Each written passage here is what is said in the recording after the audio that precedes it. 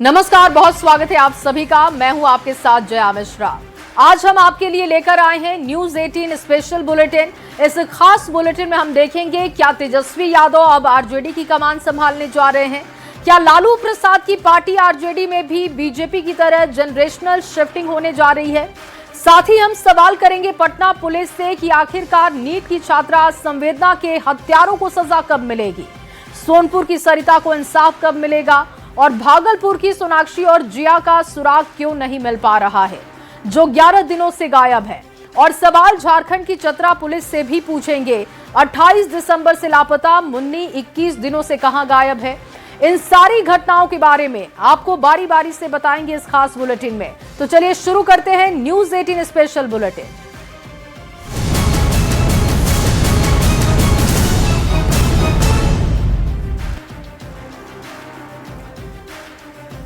और सबसे पहले बात बिहार की सियासत की कर लेते हैं। देखिए, लालू प्रसाद की पार्टी आरजेडी की कमान अब पूरी तरीके से बेटे तेजस्वी यादव के हाथों में आने के संकेत है।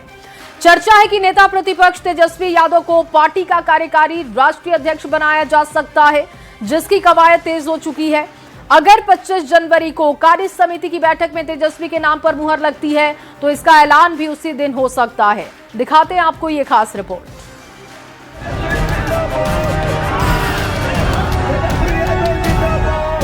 तेजस्वी यादव बिहार के नेता प्रतिपक्ष और पूर्व मुख्यमंत्री लालू प्रसाद के छोटे बेटे। बिहार विधानसभा चुनाव में करारी हार के बाद एक बार फिर से तेजस्वी की चर्चा जोरों पर है, लेकिन इस बार सरकार बनाने के लिए नहीं, संगठन को नए सिरे से खड़ा करने को लेकर तेजस्वी सुर्खियों में। चर्चा है कि आरजेडी में पावर ट्रांसफर की कवायद शुरू कर दी गई है। तेजस्वी यादव के हाथ में राष्ट्रीय जनता दल की कमान सौंपने की बात कही जा रही है। पिता लालू प्रसाद की राजनीतिक विरासत संभालने को तैयार तेजस्वी आरजेडी के राष्ट्रीय कार्यकारी अध्यक्ष बन सकते हैं, जिसका आधिकारिक ऐलान 25 जनवरी को होने वाली कार्य समिति की बैठक में किया जा सकता है। माननीय लालू प्रसाद यादव जी का मार्गदर्शन लगातार मिलते आ रहा है और उन्होंने पार्टी की स्थापना की, पार्टी को सींचने का काम किया। उन्हीं के विचारधारा को तेजस्वी प्रसाद यादव आगे बढ़ा रहे हैं। बिहार की सियासत में सबसे ताकतवर परिवार की पार्टी यानी आरजेडी में जनरेशनल शिफ्ट की चर्चा को लेकर जमकर राजनीति हो रही है। पिता की पार्टी में तेजस्वी को नंबर 2 की हैसियत आधिकारिक रूप से देने को लेकर सत्तारूढ़ बीजेपी और जेडीयू हमलावर है। सत्ताधारी दल आरजेडी पर परिवारवाद का आरोप लगाकर निशाना साध रहे हैं। तेजस्वी यादव को कार्यकारी राष्ट्रीय अध्यक्ष बनाना लोकतंत्र नहीं, वंशवाद की खुली चुनौती है। आदरणीय लालू प्रसाद जी, जिनका राजनीति का केंद्र केवल परिवार रहा है, राबड़ी देवी जी को विधान परिषद में नेता बनाया, भाई तेजस्वी जी को पहले नेता प्रतिपक्ष बनाया, अब राजद का राष्ट्रीय कार्यकारी अध्यक्ष बनवा रहे हैं। आरजेडी के केंद्रीय नेतृत्व में बदलाव के संकेत को लेकर कई तरह की बातें हो रही हैं, खासकर तेजस्वी की क्षमता को लेकर, जिनके नेतृत्व में आरजेडी चुनाव में हाशिए पर आ गई। क्योंकि साल 2020 के चुनाव में जब तेजस्वी ने आरजेडी का नेतृत्व किया तो महागठबंधन जीत के मुहाने पर था, यहां तक कि सरकार बनाने के बेहद करीब। लेकिन 5 साल बाद 2025 में तेजस्वी के नेतृत्व में ही आरजेडी 15 साल की सबसे कमजोर स्थिति में पहुंच गया। लालू जी की तबीयत भी बेहद खराब रहती है और इसके मद्देनजर अगर आरजेडी ने तय किया है कि तेजस्वी यादव को कार्यकारी अध्यक्ष बनाना चाहिए तो उनका स्वागत होना चाहिए। कहते हैं जब लोकतंत्र में संख्या बल कमजोर होता है तब नेता की ताकत पर सवाल उठते हैं, लेकिन तेजस्वी का सियासी सफर इतना भी निराशाजनक नहीं रहा है। क्रिकेट का करियर छोड़ साल 2015 में राजनीति में आए तेजस्वी बिहार की सियासत में कई कीर्तिमान अपने नाम कर चुके हैं। महज 26 साल की उम्र में बिहार के डिप्टी सीएम बने, सबसे कम उम्र में नेता प्रतिपक्ष और अब पार्टी की कमान संभालने की जिम्मेदारी। ऐसे में देखना होगा कि क्या तेजस्वी आरजेडी को फिर से खड़ा करने में सफल हो पाएंगे। अगर हाँ तो उनकी सियासी रणनीति क्या होगी। पटना संवाददाता अमित कुमार के साथ ब्यूरो रिपोर्ट न्यूज 18। और अब बात उस दर्दनाक घटना की करते हैं जिसने पूरे बिहार को झकझोर कर रख दिया है। राजधानी पटना में नीट की छात्रा के साथ रेप और उसके बाद बर्बरता के साथ उसकी हत्या कर दी गई, जिसमें अब पुलिस की कार्यशैली पर सवाल खड़े हो रहे हैं। परिवार कड़ी कार्रवाई की मांग कर रहा है क्योंकि शंभू गर्ल्स हॉस्टल के संचालक प्राइवेट अस्पताल के डॉक्टर और चित्रगुप्त नगर के थानेदार रोशनी कुमारी पर काफी संगीन आरोप लगे हैं। ये पूरा मामला क्या है और अब तक इसमें अपडेट क्या है, देखिए इस रिपोर्ट में। मेरी बेटी की हत्या कर दी गई। कुछ देर के लिए बहुत होश में आई थी, बहुत रोने लगी, लेकिन बच नहीं पाई क्योंकि सारे दरिंदे मिलकर इसकी हत्या कर दी। सपना देखी थी, सपना चकनाचूर हो गया। ये दर्द बयां करते हुए उस पिता का कलेजा फट रहा था जो अपनी गुड़िया की डोली उठाना चाहता था, लेकिन वहशी दरिंदों ने अर्थी उठाने पर मजबूर कर दिया। जो बेटी डॉक्टर बनकर समाज की सेवा करना चाहती थी, उसी समाज में रहने वाले कुछ हैवानों ने उसके बदन को नोच डाला।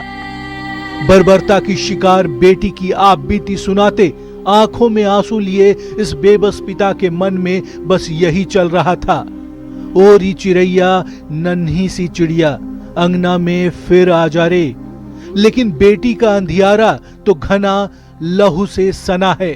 वो काल के गाल में समा चुकी है, जो किरणों के तिनके अंबर से चुन के बाबुल के आंगन में कभी नहीं लौटने वाली। कुछ देर के लिए बहुत होश में आई थी, तो हमारी पत्नी पूछी कि क्या बेटा तुम्हारे साथ कोई गलत हुआ है, तो बोले कि हाँ, ऐसे हिलाई और बोले, और वो बहुत रोने लगी। वो तारीख थी 5 जनवरी।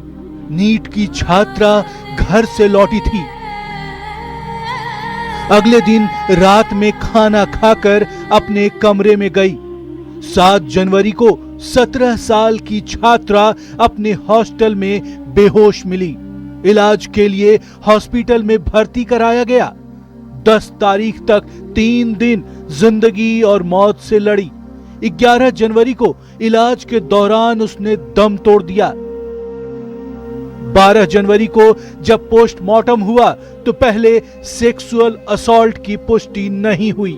परिवार वालों ने अगले दिन 13 जनवरी को बेटी की लाश कारगिल चौक पर रखकर हंगामा काटना शुरू किया, तो पटना पुलिस ने उल्टे 6 नामजद और 150 अज्ञात लोगों पर केस ठोक दिया। ऐसे जो भी मिली उसकी मिली भगत है। उसके बाद हॉस्टल में हम लोग हॉस्पिटल में जब हम लोग इलाज करा रहे तो सामने में नीलम अग्रवाल संचालिका हॉस्टल की आई और हमें कहा कि से आपको जो इतना पैसा चाहिए अपना पैसा देते हैं, प्रलोभन दिया कि केस को मैनेज कर दीजिए। एक ओर बेटी की अर्थी से कंधा भारी हो रहा था, दूसरी ओर सिस्टम परिवार की परीक्षा ले रहा था।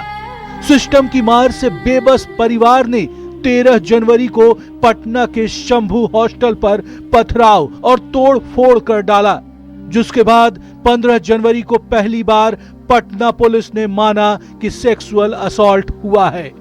16 जनवरी को पोस्टमार्टम की रिपोर्ट में रेप की पुष्टि भी हुई, जिसके बाद गृह मंत्री सम्राट चौधरी ने मामले का संज्ञान लिया और डीजीपी के आदेश पर जांच के लिए एसआईटी का गठन किया गया। कोई अपराधी बचेगा नहीं, इतना श्योर करता हूँ। अपराधी यदि इसमें संलिप्त है तो जरूर कार्रवाई होगी। सख्त कार्रवाई करके सच्चाई को सामने लाया जाएगा और किसी भी कीमत पर बचने वाले नहीं। अब जरा गौर से देखिए इस तस्वीर को। ये तस्वीर नहीं, दर्द का दस्तावेज है जो ये चीख चीख कर बयां कर रहा है कि दरिंदों ने न सिर्फ बलात्कार किया बल्कि शरीर को राक्षसों की तरह नोच डाला। हैवानों के नुकीले नाखून उसकी गर्दन में गड़े जा रहे थे, कंधों से कपड़े फाड़े जा रहे थे, छाती पर छाले और जिस्म पर खरोंच के निशान। उसके शरीर के कई हिस्सों के बारे में तो हम बता भी नहीं सकते, जहां जख्म के गहरे निशान मिले। डॉक्टर की रिपोर्ट बता रही थी कि बेबस बाप की बहादुर बेटी दरिंदों से करीब 2 घंटे तक लड़ती रही, लेकिन उन्हें न तो वर्दी का खौफ था और न बिहार की पुलिस का डर। कहने को तो कानून के हाथ लंबे होते हैं, लेकिन वारदात के 10 दिन बाद भी दरिंदों तक नहीं पहुंच पाए। पटना संवाददाता अमित कुमार के साथ ब्यूरो रिपोर्ट, न्यूज़ 18।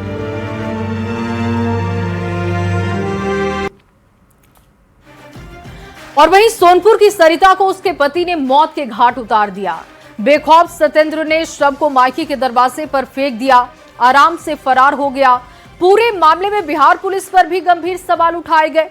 दारोगा संतोष से आरोपी की नजदीकियां हैं। माना जा रहा है कि खाकी के दम पर ही सत्येंद्र अब तक बचा हुआ है, लेकिन बड़ा सवाल है कि आखिर दारोगा से पूरे मामले में अब तक पूछताछ क्यों नहीं हुई। कब तक हत्यारा सत्येंद्र पकड़ा जाएगा, दिखाते हैं आपको ये खास रिपोर्ट।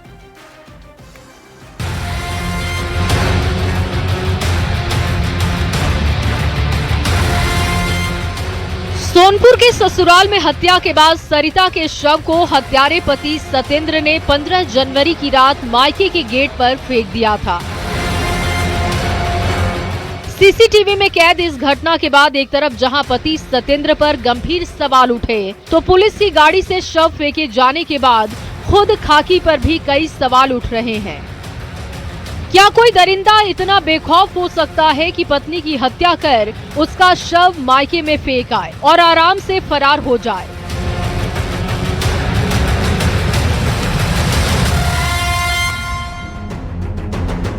बिहार पुलिस ने गाड़ी को जब्त तो कर लिया, लेकिन अभी तक सत्येंद्र का सुराग नहीं मिल सका है।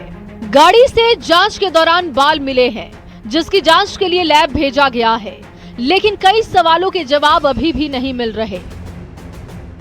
एफएसएल टीम के साइंटिस्ट को हमने बुलाया है और आप लोगों के समक्ष गाड़ी की जांच की गई और जो भी साइंटिफिक एविडेंस उनको मिला उसको लिफ्ट किया गया है और ये गाड़ी अभी हम लोग हैंड ओवर करेंगे सारण पुलिस को। सारण पुलिस से टीम भी आई हुई है। सरिता हत्याकांड में पुलिस कार्रवाई का दावा कर रही है, लेकिन आरोपी सत्येंद्र परिवार के साथ फरार है। सोनपुर में करताहा बुजुर्ग गांव में जब न्यूज 18 की टीम पहुंची तो कई चौंकाने वाले खुलासे हुए। सत्येंद्र ने पहले भी 2 शादियां की थी। उसकी दोनों पत्नी उसे छोड़कर जा चुकी हैं। दूसरी पत्नी से उसे एक बच्ची भी है जो मां के साथ ही रहती है। ये भी खुलासा हुआ कि सत्येंद्र की पुलिस महकमे में अच्छी पकड़ थी। पुलिस वालों का उसके घर आना जाना था और दारोगा की गाड़ी का इस्तेमाल भी वो करता था। सरिता की हर किसी ने तारीफ की, लेकिन सत्येंद्र पर दबी जुबान में बहुत कुछ लोग कह गए। वो लड़की तो अच्छा, हम लोग तो बात भी करती थी, इतना अच्छा से वो बात करती थी। इसलिए उस दिन से मेरा कान में एक ही आवाज गूंजता है, दीदी दीदी बोलते रहती थी। अच्छा, आपको दीदी बोलती थी? हाँ, दीदी बोलती थी। लड़की तो बहुत अच्छी थी, स्वभाव के हर चीज से परिपूर्ण थी और जो है से इसमें कमी है। शराब उराब का भी काम करता था? जेल पहले करता था, पहले जेल भी गया? ये जेल भी गया। सरिता की हत्या के बाद फरार सत्येंद्र आखिर क्यों बेखौफ है? आराम से कैसे फरार हो गया? अगर इसकी तह तक जाए तो खाकी का मिला साथ इसकी बड़ी वजह दिखती है। सत्येंद्र का साथ देने का आरोप दारोगा संतोष रजक पर है। ऐसा क्यों कहा जा रहा है, आपको ये भी बताते हैं। सरिता के पति का दोस्त दारोगा संतोष रजक है, जिसकी गाड़ी का इस्तेमाल सरिता का शव फेंकने में किया गया। दारोगा संतोष करताहा थाना में भी 8 से 10 महीने रह चुका है और आरोपी सत्येंद्र भी करताहा का ही रहने वाला है। दारोगा की गाड़ी का अक्सर सत्येंद्र ही इस्तेमाल करता था। ये खाकी की दोस्ती का ही असर है कि हत्या के बाद से अब तक सत्येंद्र का बाल बाका भी नहीं हो सका है। इस हत्याकांड में दारोगा संतोष रजक पर भी शक है। फरार सत्येंद्र का सुराग लगाने के लिए दारोगा से भी पूछताछ जरूरी है, लेकिन पुलिस अधिकारियों पर हाथ डालने से पुलिस खुद क्यों हिचक रही है, सवाल ये जरूर उठ रहे हैं। दारोगा से कब पूछताछ होगी, सत्येंद्र का कब सुराग मिलेगा और सरिता के हत्यारों को कब कड़ी सजा मिलेगी, इसका जवाब हर कोई जल्द से जल्द चाहता है। न्यूज 18 के लिए सोनपुर से प्रफुल्ल की रिपोर्ट। और वहीं भागलपुर से लापता दोनों छात्राओं सोनाक्षी और जिया का 11 दिन के बाद भी कोई सुराग नहीं मिल सका है। न्यूज 18 की मुहिम के बाद प्रशासन एक्टिव हुआ और लापता की खोज के लिए एसआईटी का गठन किया गया है। पुलिस हर एंगल से जांच कर रही है, पुराने केस को भी खंगाल रही है और अब उम्मीद जताई जा रही है कि सोनाक्षी और जिया जल्द ही अपने परिवार के बीच होंगे। दिखाते हैं आपको ये खास रिपोर्ट।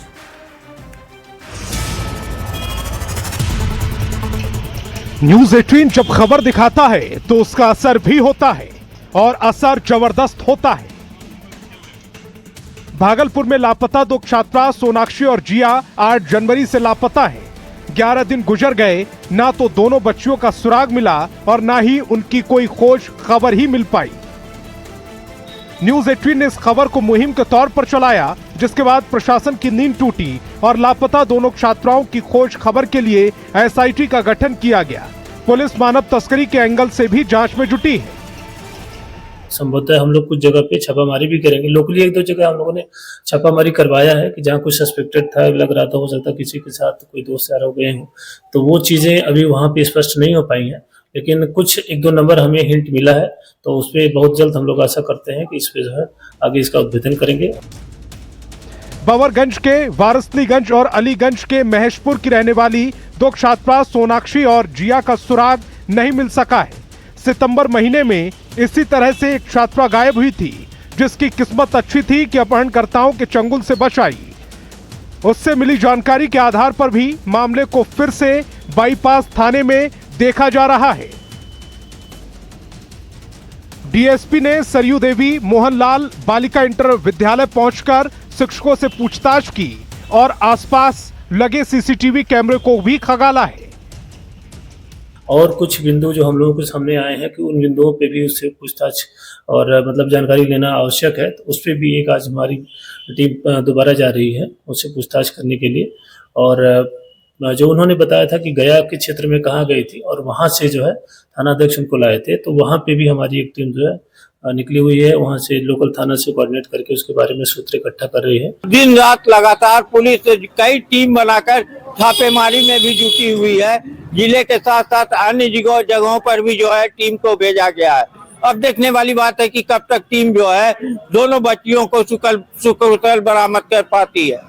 आशीष रंजन, न्यूज 18 भागलपुर।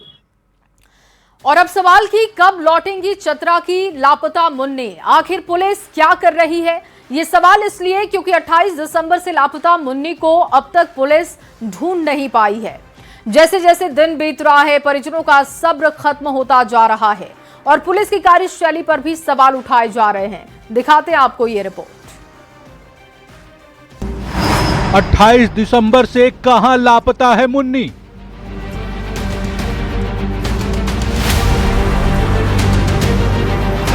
परिजनों की गुहार, मेरी बेटी वापस ला दो।